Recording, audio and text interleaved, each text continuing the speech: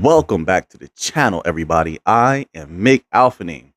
This article here is from newsbtc.com. I've seen this topic everywhere today. Multitude of articles. It's titled XRP to skyrocket. Now watch this. This is why I said focus. To skyrocket to $500 within 7 months. And this is predicted by a reputable individual that they're calling a Wells Treasury manager. So this is reputable. Now, what catches your eye, or ear rather, from the outset? That price, right? And I like hearing that price. I do. And I do give XRP all of the potentiality in the world. Anything could happen. Anything can happen. Maybe it doesn't happen. There's a higher probability. I believe that it doesn't happen that fast, but I think that you have to leave the door open for possibilities, correct? But that's not the point. Put that to the side. Here's what's interesting about this. Have you seen how many meetings between major bank heads have happened in the last few months? Have you been paying attention to that? What would prompt this individual to say such a thing? So we're seeing the effect. The effect is, hey, this person believes that the price could go up anywhere between, it says $100 and $500. We also know this is a reputable individual. So this person's not just talking just off the top of their head. They're not. Now, there's no guarantee this is going to happen, right? But what is the cause of such a statement? Is this an overzealous individual who... Now, even if they were an overzealous individual, there will still need to be some sort of substantial information that prompted them to say this, correct? So the only way that you could have substantial information that would prompt you to make such a statement would be, and it couldn't be from advisors. Advisors don't have that kind of power. Sure, they can give you all of the different data and stats that they could possibly muster. That's not enough. You know what would be enough to prompt such a statement? Discussions and meetings with other major bank figures that you're privy to. This individual didn't have to even be involved, but seeing notes somewhere or maybe having a discussion with someone who is in the know that actually is in those meetings. And I'm not saying this person is not in those meetings. That could serve as a catalyst for someone to get very, very excited and overzealous and make such a statement. Now, erase the months, 4 to 7 months. Look, put that to the side. Put that to the side. Think bigger picture. Think visionary, with a visionary eye. You think that's possible over a few years? What do you think? You tell me in the comment section. Do you believe in a few years' time that would be possible? You have so many banks, interbank payments. We're talking trillions per day. Even if you take a modicum of that, you think that price is possible? $100? Let's not even take the 500. Let's say $100. You think that's possible? Commercial banks, small, big, medium, central banks, tokenized real estate, loosened up Nostro. Look at all these trillions. I'm just asking the question. The questions get you where you need to be. So let's read this little tidbit and let's deconstruct this a little bit. I like articles like this. Very interesting when it comes from individuals such as this. This is in a recent statement. Wells Fargo Treasury Management Officer Shannon Thorpe. So now we have a name. We may get a little bit more information. And there's also the possibility, I'll say this, that this person spoke and they weren't supposed to speak. I've seen this happen before. Individuals who are privy to information, they were supposed to keep quiet. They're so excited because they may come into some capital. And it doesn't have to be them. A lot of people come into capital by way of proxy. Someone else they know owns their assets or holds their assets for them or buys the assets. And they're going to be rich, I tell you, rich. you know, that's how they used to say it in the movies and cartoons. I like that. But, and they get excited because of all that money. And then they just loose lips, sink ships. They just start talking too much. There's a such thing as talking too much. So there is that possibility as well. I consider that.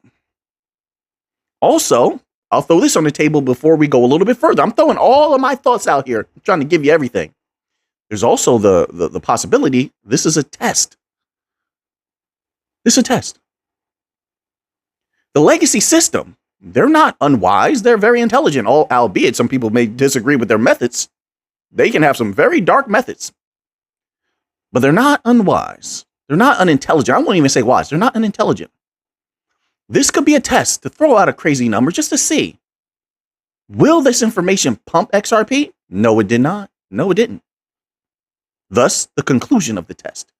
That nothing and no one save for a major utility catalyst or event can raise that price. No one can pump XRP. No one can pump the bank coin. It doesn't work that way. Maybe they put this reputable individual out there. Let them say this. See if it affects that price. Oh, it didn't? We've got you right where we want you. Now they know only they getting involved can raise that price, which means what? It's a show of control. We have control is what they may have extracted from this issuance of information. I didn't see, maybe I'm wrong. Maybe something's happening right now. I didn't see any major price action. This is a hell of an article, a heck of a statement. My apologies. A heck of a statement from a reputable individual.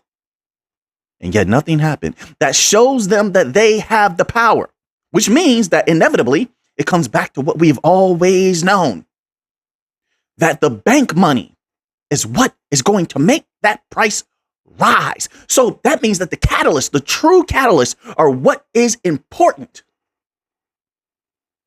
Which means we have to follow those banking activities. Correct? Let's continue on here. This is getting interesting. It says the forward-thinking executive, all right, anticipates a potential surge in XRP's value. I agree with that. I very much agree with that. In the next year, I think you're going to see a hell of a surge. I don't know to where. No one can know to where, but I know it's higher than where it is now. I know it will be delicious. It's my humble opinion. It's not financial advice. Do what you want to do. Right? It says a surge in XRP's value to anywhere between $100 and $500 in the short term. Specifically, within the next 4 to 7 months, we shall see. This price hike prediction represents an astounding 14,200% to 71,400%. That's inconsequential. It does not matter when you're dealing with something like XRP. And I have an article coming up that's going to show you it doesn't matter. You can't compare XRP to anything that has existed before it. Nothing. You'll be surprised if everything goes according to plan, how many things it surpasses in market cap. Easily. But just my humble opinion. But my opinion is based on all the research that I've done. There's tons and tons and tons of articles, read PDFs, transcripts. But you don't have to take my word for it. Do all the research for yourself. Seeing is believing. That's why I say, hey, if you didn't see that members only video, the join button is down below. Check out that last members only video. Seeing is believing. That's all I can tell you. It says here, Thorpe acknowledges the long-standing debate within the XRP community where one faction relies solely on chart patterns and trends exhibited by Bitcoin to draw short-term price predictions. All right. On the other hand, another group emphasizes the significance of XRP's utility, believing which is going to be an expanding utility, by the way. Just like what Quant said. I love Quant. I love what they're doing. They continue to say that they're going to be expanding utility. Holy smokes. How much is the QNT token going to be used? And it's just like, when I think about the circulating supply and how much they want to do with the QNT token, just the potentiality, not a guarantee. The potentiality is through the roof. But anyway, XRP is like that. They continue, but see, they're a little bit more quiet with expanding utility. I know to you and me, it may not seem that way, but to the world, it does. While Quant is pretty much shouting, hey, we're expanding utility, right? They're shouting it everywhere that they can, just nobody listens. But XRP, the XRPL, Ripple, Volante, they're continuing to expand utility. That's mind-blowing, right? So let's continue on here. I feel good. We're flowing today. So on the other hand, another group emphasizes the significance of your XRP's utility, believing that its partnerships and the replacement of antiquated systems will be the key drivers of the price. I agree with that 100%. Look at that new thing that they're doing with the Faster Payments Council. They've already been a part of the Faster Payments Council. Now they're moving to a stage another stage, a higher level. Things are accelerating. It's very exciting. I'll just say that. Just keep your eye on the catalyst and decide for yourself what you're going to do. And you'll be able to sleep better at night when everything starts popping off. Says, however, Thorpe presents a novel perspective, emphasizing that XRP is not a security and basing price forecasts on traditional securities logic is counterintuitive to the original vision set forth by the Ripple team. I agree with that. Expanding on her rationale, Thorpe introduces the concept of liquidity strength. Oh my goodness, this person, I'm going to tell you right now that this person is making some interesting statements, and it tells me that this statement was strategic. This release of information was strategic. Have you seen what's going on with liquidity right now across the board? Are you paying attention to the lack of liquidity? Anybody can find the things that I'm talking about easily, by the way. So you know for yourself, you see for yourself, there's a liquidity problem coming. This is why they're rapidly trying to develop a myriad of liquidity-based tokens. They're rapidly gearing up to deploy staking. They keep talking about stake, especially with the bank coins everywhere. Right? There's a reason for that. There's a liquidity crisis beyond the likes of which people are acknowledging. It's like they don't want to pay attention. The Fed already told you last year that there's a liquidity problem. Right? They can, I mean, let's keep going. People are going to see there's an inevitability to all of this. It says, to ascertain a price range for the token, she takes into account total supply, which is not enough. I'm going to keep saying that. There's not enough XRP to go around. I've been saying it for 2 years. Including circulating token, if it does what it's supposed to do. Let me throw in that caveat because that's important. It says burnt tokens. Yeah, that burn mechanism. Wait until the flow keeps going. Consistent flow every day. Just wait. Look, it's going to be exciting. But anyway, let's keep going. I don't want to put out too many filler thoughts. It says those owned by banks. Yep, governments. Individuals. No, look, listen. Individuals are going to sell early. A lot of people are already gone. They're done. That little surge, that was good for a lot of people. They're gone. They're done. By the time you get the $3 to $5, most people are done. They're gone. I'm calling it. I'm shocked. I think most people who interact with they have like some sort of medium and interact with a lot of people. They have the understanding, I think, greater than others, how many people left after we got that positive result from Judge Annalisa Torres. They're gone. There's not going to be a lot of retail left. And that's okay. Bring that bank money to us. It says, and assumes that Ripple has released all their XRP from escrow. Well, I don't know why they would do that. But anyway, so according to Thorpe, if one company were to possess all 100 billion tokens, their liquidity strength in a price range of $1 to $5 would amount to $100 billion to $500 billion. However, she argues that such a calculation fails to consider the potential growth in the economy. Is that so? Messaging and settling activities and the continuous benefits derived from using XRP. I'll also say this, and I don't want to step on Cello's toes, but if we're going to take economics into account and looking at how bad things are going, and I'm reading a lot of different documents and articles from regular people complaining about the cost of living, affordability, how much they make at their jobs versus how much it costs for them to survive daily. There's just tons of complaints.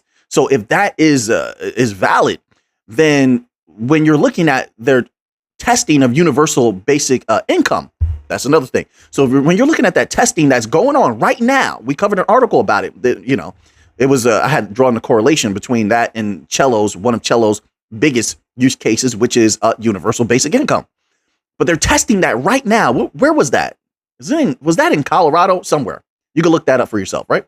I think, honestly, if they're going to do something like that and deploy something like that in the future, I think it could run across XRP or Stellar. I really, really believe that. I think Cello takes the rest. Cello could, if they make a push, we'll see. I don't know what they're going to do. But they've tested it in Africa and I think in Latin America. Cello has tested in a few different places, at least offerings built on Cello. They can do the rest of the world. I think XRP and XLM and Algorand would dominate in the United States. I really believe that. But that's just my humble opinion.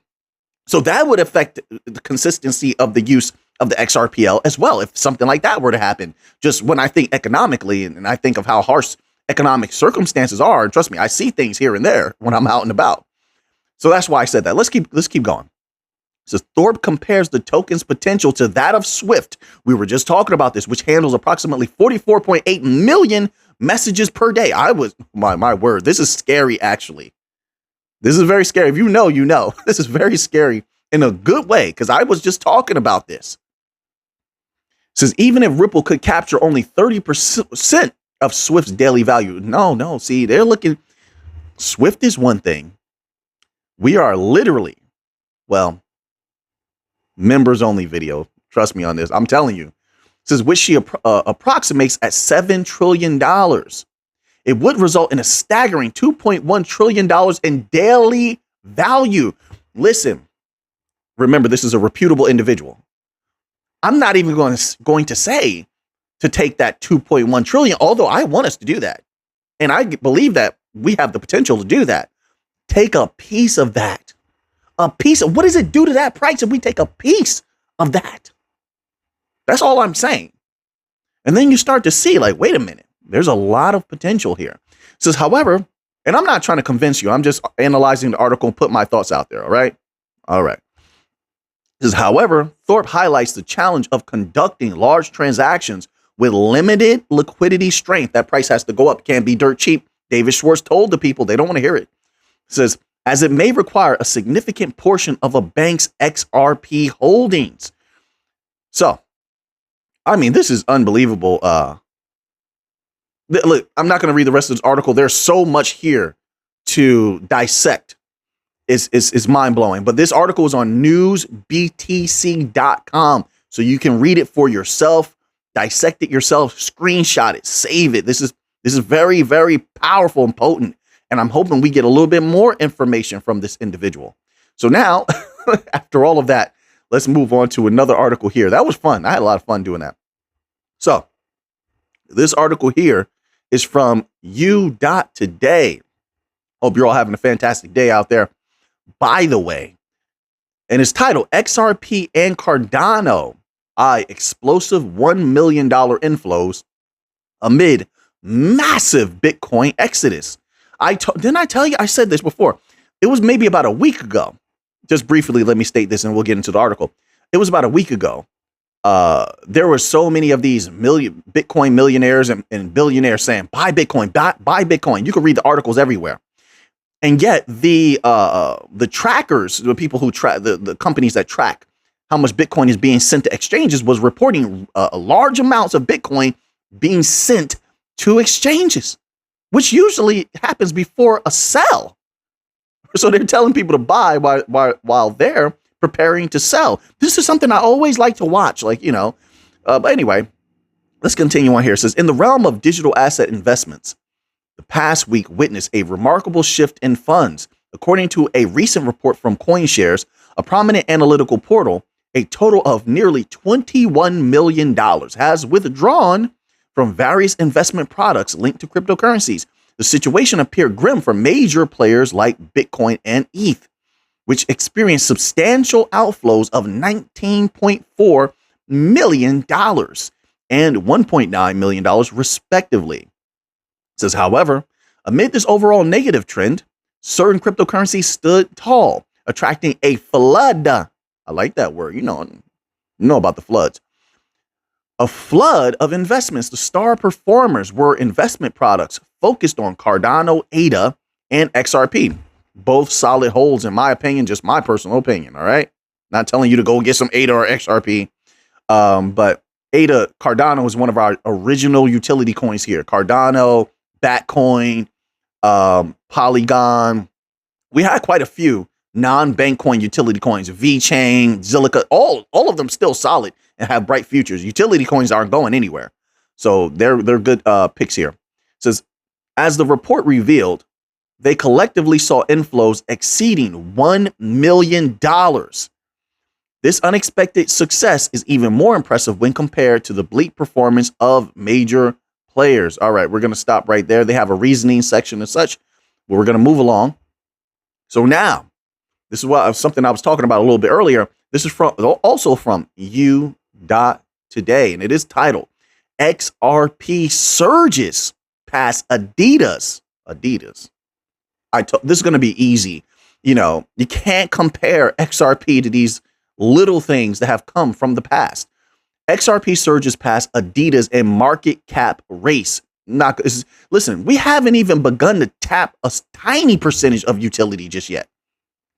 But we'll see. It says, in a remarkable turn of events, the XRP token has firmly established itself as one of the world's top 500 assets. You haven't seen anything yet, surpassing renowned global brands like Adidas and 7-Eleven, boasting an impressive market capitalization of $37 billion. XRP has also outshone numerous major Chinese banks, pharmaceutical companies, manufacturers, and commodity miners worldwide. Look at that positioning. We're becoming massive before we even flip the switch. It says here, this incredible achievement may have seemed paradoxical just a few months ago, but it has now, not to anyone who knows what XRP can do. It says, but it has now become a reality thanks to a momentous court ruling issued. Well, we know about that. Let's scroll down here, skip that little part. It says, though the price of XRP has experienced some corrections, healthy pullbacks, that's all it is. People were going to take profit. They were going to get out. We always knew this. And there's going to be more of that, by the way. And there's people that are going to sell in pieces. They have a bag that they're going to hold long term, and they have a bag that they're going to snipe off and they're going to take profits on. So you have a mixture of things going on here. But I believe by the time you hit $3 to $5, $8 to $10, sometime in the future, all right, I think most of retail will be done for. They're going to be out of there and looking to get into other things and such like that. All right, it's only going to be a select few that I believe will make it to that new 1% status. And I do believe that there's going to be a lot of people that make it there, but that's just my opinion. It says, I have to always clarify that. It says, at its zenith, XRP's market capitalization even reached an astonishing $44.35 billion, a valuation that surpasses industry giants such as Qatar National Bank. Aren't we involved with Qatar National Bank?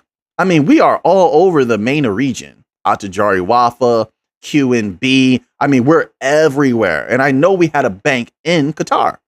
I think it was Qatar National Bank. Hey, listen, the videos are still there. We covered all of this stuff here, so there's no need to compare. They are with us.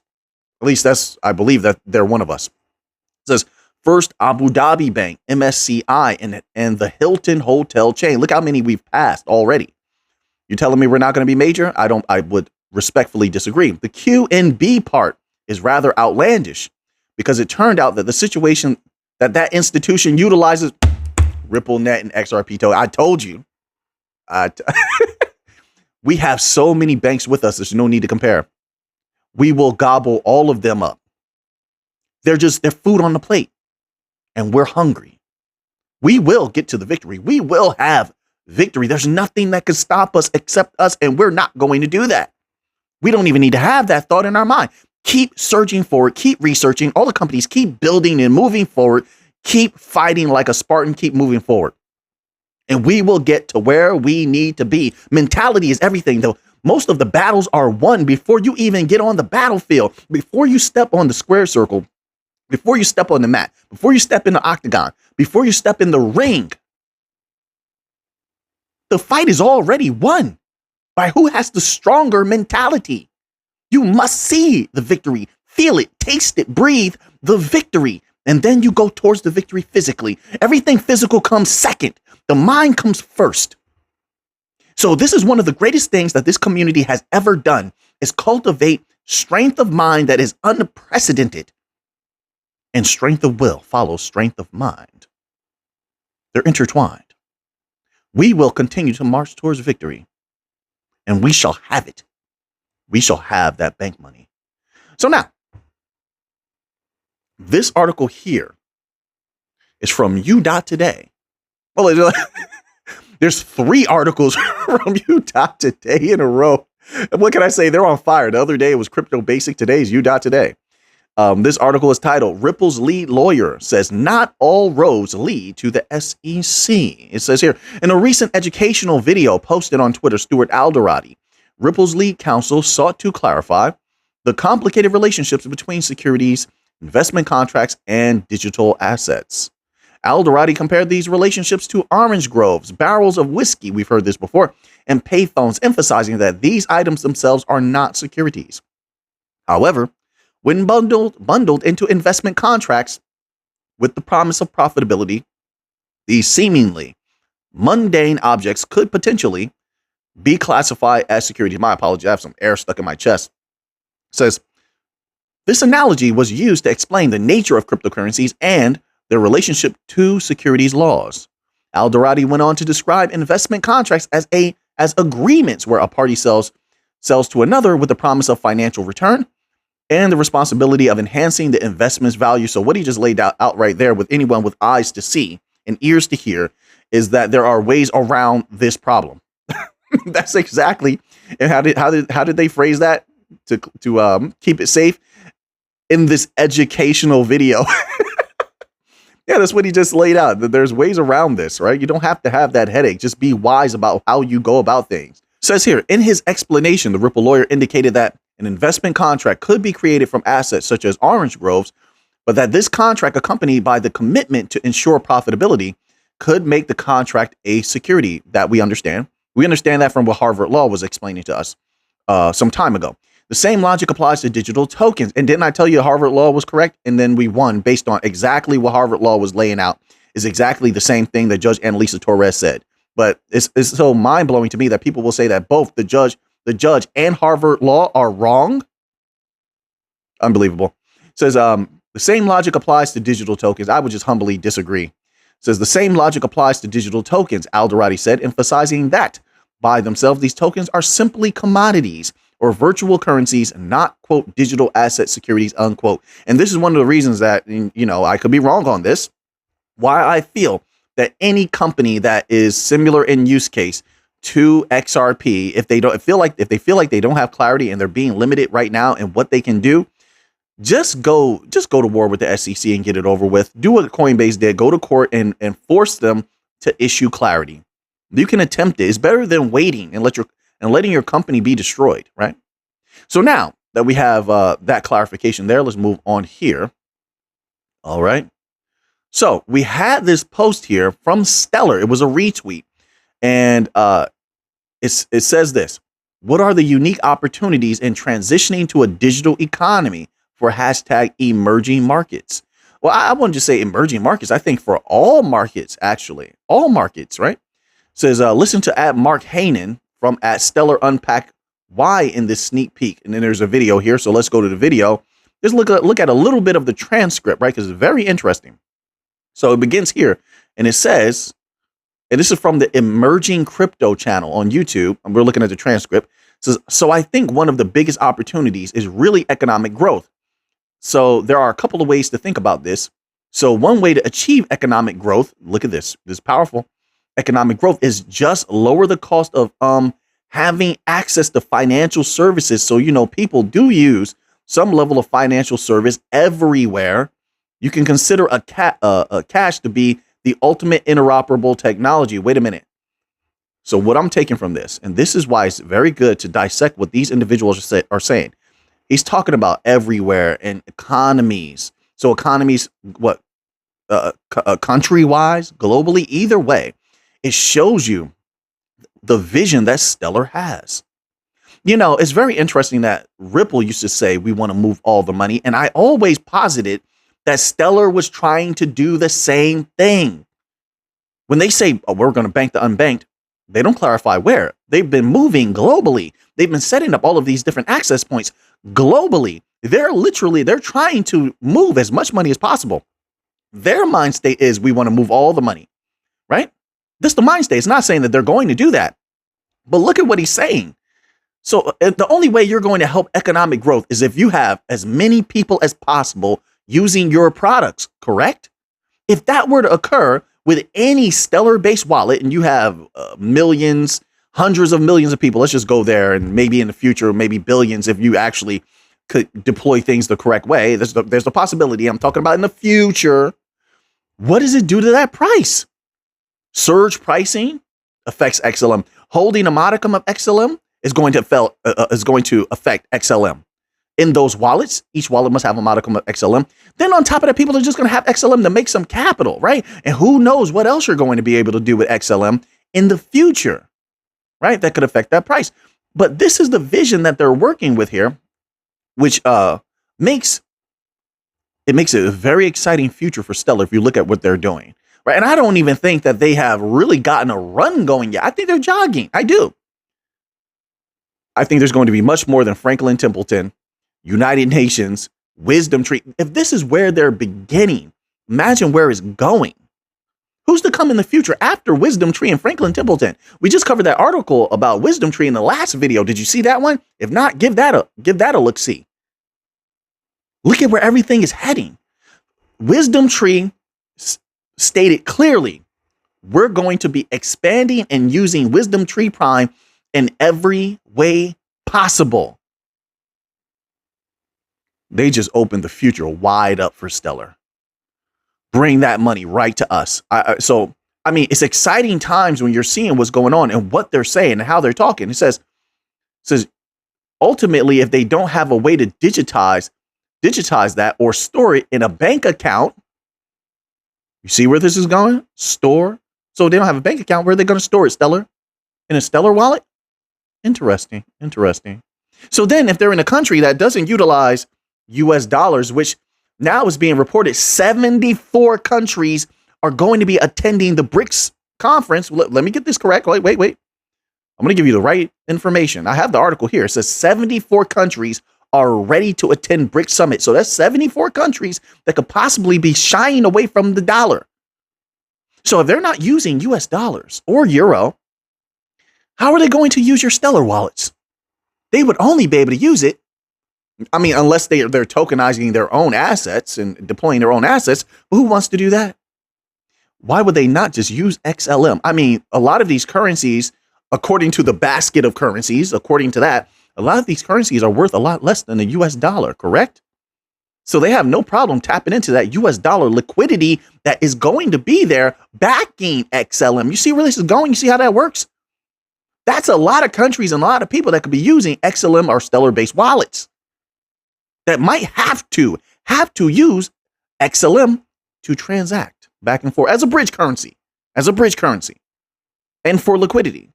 Just possibilities. I could be completely wrong. I'm just putting my thoughts out there as I'm reading this on the spot. We have this article here from Watcher.guru, and it's titled 74 countries ready to attend BRICS Summit in August. It's getting very serious, folks. The BRICS Alliance has sent invitations to 69 countries to be a part of the upcoming summit in Johannesburg, South Africa. If this invitation is accepted, the next BRICS Summit will witness one of the largest gatherings of world leaders for one event. The summit will be held in August, and the bloc will discuss expansion among other pressing issues. Of course, dollar dumping is going to be at the crux of a lot of those conversations. The bloc of 5 nations will also discuss bilateral trade agreements and focus on using local currencies. I told you they're not going to use the US dollar. I was just saying that in the chapter before this one, the Stellar chapter. So then what do they use when they're tapping into the new financial system? This is why so many of them are very excited about using, let's say, XRP. I'm going to use that as the example because a lot of them literally talk about XRP openly. They're central banks anyway. It says focus on using local currencies than the US dollar for cross-border transactions. They'll use it in a lot of different ways, not just going to be cross-border, although that's where they try to focus our minds. No, it's going to be across the board. It says BRICS will initiate dialogues to convince developing countries to end reliance on the US dollar for global trade. It won't be difficult.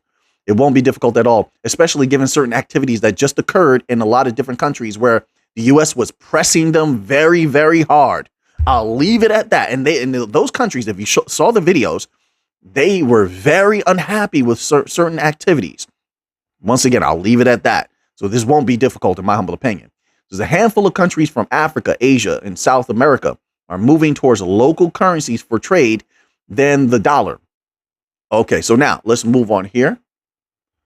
So now we have a little bit of Fed information. This is from forexlive.com, and it's titled Fed's Kashkari says, quote, if we need to hike or raise rates further from here, we will. They've been saying this for a long time. It's just people listening to Jerome Powell, who's the most flip-floppy of the Fed, but everyone else has been on, in my humble opinion, from what I've read, on one accord. Like, hey, we're going to do what we have to do. It says here, Minneapolis Federal Reserve Bank President Neil Kashkari spoke with CBS News in an interview on Sunday. So the interviewer, Margaret Brennan, says, you just heard Americans aren't feeling great about the economy. This is what I was trying to explain earlier in the video, right? And now this backs up what I was saying, just in case anybody didn't believe what I was trying to convey. Americans aren't feeling great about the economy. And I say that because a lot of the mainstream media says the economy is perfectly fine. It says, but then we have good economic news this week on inflation. See, so there's a conflict. So the news media is saying everything is fine. The government is saying everything is great. It's fine. But the American people are saying, no, it's not. So, and you have economists at the Fed saying they no longer see a recession on the horizon. Who do you agree with here? Do you agree with the assessment? No recession ahead? Kashkari says, which is mind blowing. I do right now. That's our best case scenario. The economy continues to surprise how resilient it is. So even he's going against the people. Says that's a really good thing. As your reporting just showed, the unemployment rate is still very low of 3.6%. Nonetheless, I'm not going to dismiss the hardships that Americans are feeling. All right, so he's trying to stay a little bit balanced, but he's towing the line so he doesn't piss certain people off. Says high inflation for several years has really put a dent in people's pocketbooks. We're now starting to dig our way out of it. Margaret Brennan then follows and says, so the Fed carried out the 11th rate hike since last year. How many more rate hikes do we have ahead of us here? Because Chairman Powell said repeatedly the full effects of the hikes are yet to be realized. That is a good point. My word, just wait until they're fully felt. Says, when will the job be done? Kashkar, and the banks are going to feel it the most. Get ready. Says, well, we're not sure yet. We need to get inflation all the way back down to 2%. And while that headline number that your reporter just shared, 3%, is really positive news, I disagree with their estimations greatly. They negate a lot of different information. Anyway, let's continue on. So that headline number tends to move around a lot. As oil prices, gas prices, and food prices fluctuate, the underlying number, the core numbers, more around 4.1%. Oh, this person, he's being honest. Okay, all right. You get some respect for that, Mr. Kashkari. Says 4.1%. That's down from around 5.5% a year ago. So we're making good progress, but it's still double our 2% rate. And so we don't want to declare victory. We're making good progress and we're staying on it. If we need to hike or raise rates further from here, we will do so. But we're going to let that data guide us and not prejudge the outcome. So there you have it. And I wanted to cover that because so many news media outlets are saying there's going to be no more hikes. I'm like, what do you mean? I don't understand why you would say that or where you're getting that information from, but it's very misleading. I've always known that they're adjusting on the fly, which is logical, but, I disagree with a lot of their methods, but they do have some logic involved. So I agree with this individual. If there needs to be more, and I always said there needed to be more faster. Just tear the Band-Aid off already, but they have to decide now in history, how do they want to be remembered? Do they want to be remembered as the ones who saved the economy or destroyed it? It's one of the two, so I think there's a lot of conflict within about the negatives of when all of these hikes are fully realized, because they haven't been yet. But you and I both know that when they are fully realized, there's a great possibility, not a guarantee, a lot of those banks will go down. There's a lot of other negative effects. They have to crush the economy. That's what this is, right? They inflated it. Now you have to deflate it. So we're going to stop there. I had a little bit of gold news. I might post that in the members only section later. I had a few other articles I may post there as well. We're going to stop here for today. I appreciate every single one of you being here. So now that you have that information, what are you going to do with it? I know what I'm going to do with it. So until next time, let's get to the money.